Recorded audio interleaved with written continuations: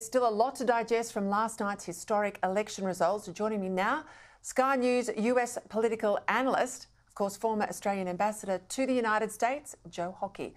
Welcome, Joe. Well, in the end, the results, you look at them, and it was the economy stupid, wasn't it? Oh, absolutely, Peter. It was always going to be the economy. And that was reflected in the terrible re-elect numbers for Joe Biden and the fact that, 70% of Americans felt the country was heading in the wrong direction. All of those factors were there, combined with, Kamala Harris failing on the southern border and, of course, America looking as though it's being dragged into new wars overseas. Americans emphatically said enough. They've had enough. They want everyone to focus on their welfare and not on lectures from Washington about how they should live their lives.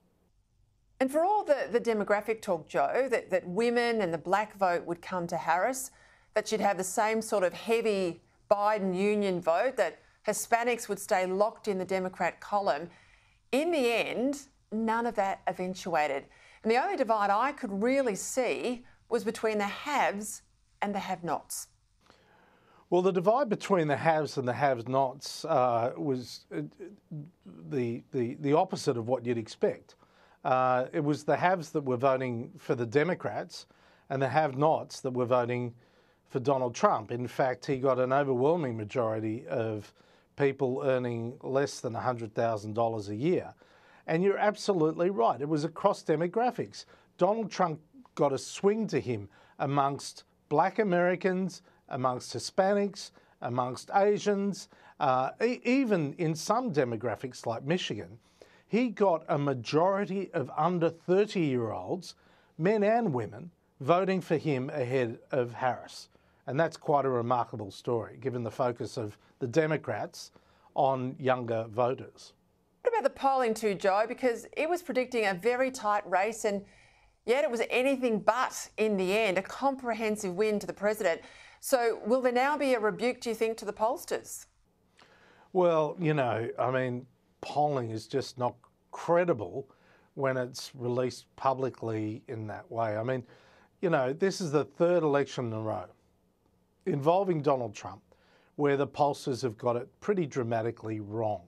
At the end of the day, every poll was saying it's too close, except, and I can tell you exclusively, the internal polling of the Republican Party. I just had a meeting with a very senior Democrat who was almost inconsolable and a Republican. And the Democrat told me that at 2 o'clock yesterday on voting day, he was with a very senior donor to the Republican Party who showed him a text from within the Republican Party that said, "We are going to win all 7 swing states and Donald Trump will claim victory at 3 a.m. That's exactly what happened. And that came from a Democrat. And I've heard that now from 3 different sources, that the Republican Party polling was extremely accurate and the Democratic Party polling was extremely inaccurate. They were still claiming into the night last night that they were going to win Pennsylvania, and they were completely dead wrong. So, there's polling and there's polling. And frankly, the national polls are now officially a joke. All right, you know the man better than any other Australian. Trump 2.0. We'll expect him to hit the ground running. He's been there before, of course, so he knows very much what to expect from day one behind the desk in the White House. This time, though, he's got a smart and very able Vice President-elect in JD Vance. MAGA has clearly now locked in the remaking of the Republican Party. So what's this new Trump term going to look like? Well, I think Trump will continue to reach out to the Trump Democrats, the people that voted for him well ahead of the base, the natural base of the Republican Party. And so he will deliver the tax cuts that he's promised, especially now that it looks like they're going to win both the House and the Senate. I think Donald Trump will deliver the tariffs, even though we don't like them. I think he will be much tougher on the border. But I think also he obviously won't be running for re-election. So this will be a different Donald Trump. There'll be a different focus and perhaps a greater focus on legacy. It was quite interesting in his victory speech. He said, you know, I've done more than 900 rallies and I had the last one and I'm not doing another one.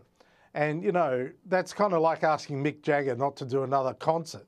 It's sort of it's unnatural in a sense, but I think it's real. It's exhausting. He is now the oldest ever elected US president, newly elected US president. And I think he'll be focusing pretty early on the legacy. And the legacy has to be how to lock in that working class vote for the Republican Party well into the future.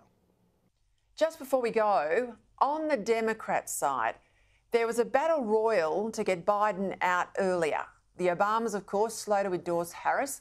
They wanted an open convention. I think they've been proven right. But this shift to the left inside the Democrats, and with it, the alienation of their old worker base that's also mirrored here and in the United Kingdom. After this big loss, Joe, what now for the Democrats? Well, it's a great question because when you go to an election with a coalition that stretches from Liz Cheney to Bernie Sanders, the question is what unites your party? What unites your coalition?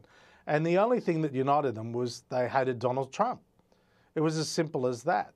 Now that coalition is already broken apart. People are feeding on each other. You know, it's going to be a hell of a period for them because there's nothing that holds them together except a hatred of Donald Trump. You can't build a policy platform based on someone that has just beaten you and beaten you twice in the last 12 years. So now they've got to go back and look at who they really represent. Is it Hollywood? Is it Wall Street? Or actually are they going to go back to the blue-collar workers of Michigan, of Wisconsin, of Pennsylvania, of Arizona, Nevada, and you know, North Carolina? Are you going to go back to the working class voters that made the Democratic Party? And are you going to reach out to them with policies that actually improve their lives? Joe Hockey, as always, thank you for your time. Thanks, Peter.